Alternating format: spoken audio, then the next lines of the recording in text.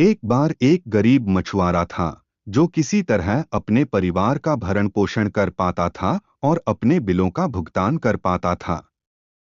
दिन ब दिन, महीने दर महीने, साल दर साल उसका शिकार थोड़ा आश्चर्यचकित करने वाला होता था। एक दिन उसने अपना जाल डाला और एक मैले भूरे रंग की मछली निकाली जिसके अंदर एक बड़ा सुनहरा छल्ला था।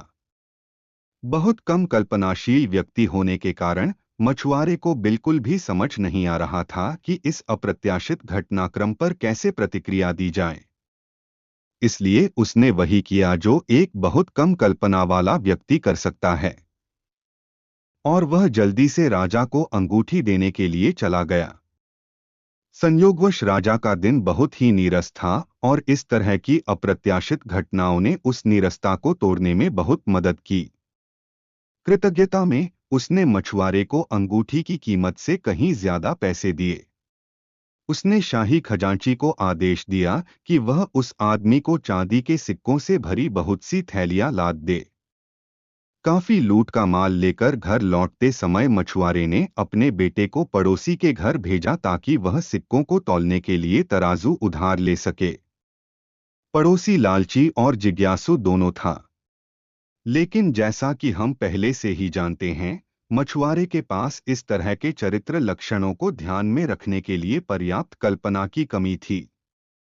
पड़ोसी ने खुद को बहुत चालाक समझते हुए तराजू के पलड़ों के अंदर चर्बी लगाई ताकि पता चल सके कि मछुआरा क्या तौलना चाहता है।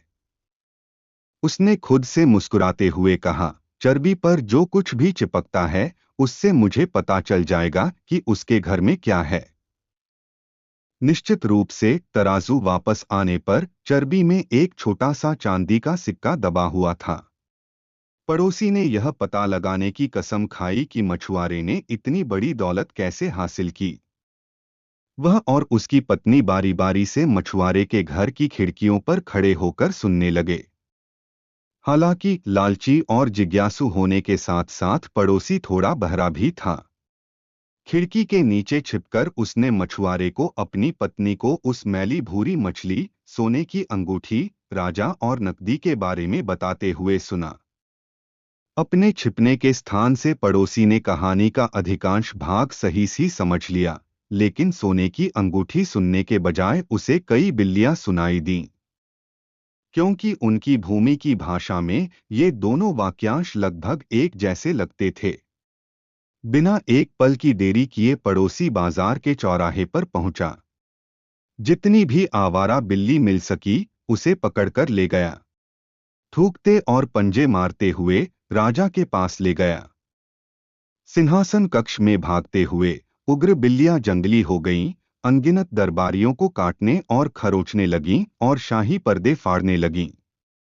आपको यह जानकर आश्चर्य नहीं होगा कि मछुआरे के पड़ोसी को उसके वजन के बराबर चांदी के सिक्के मिलने की बजाय सबसे गहरे और अंधेरे तहखाने में फेंक दिया गया। दुर्भाग्य से उसने एक बुनियादी गलती की थी कि वह बिना तथ्यों की पूरी जानकारी के और बिना परियोजना के बारे में सोचे समझे पूरे दिल से इस उद्यम में कूद पड़ा। और क्या उसने जेल में बिताए समय का उपयोग अपनी गलतियों को समझने में किया? मुझे आपको यह बताते हुए खेद है कि उन्होंने ऐसा नहीं किया, बल्कि इसके बजाय मछुआरे को कोसते हुए अपना जीवन एकांत में बिताना पसंद किया और उस पर जानबूझकर उसे धोखा देने का आरोप लगाया, जिससे राजा क्रोधित हो गया।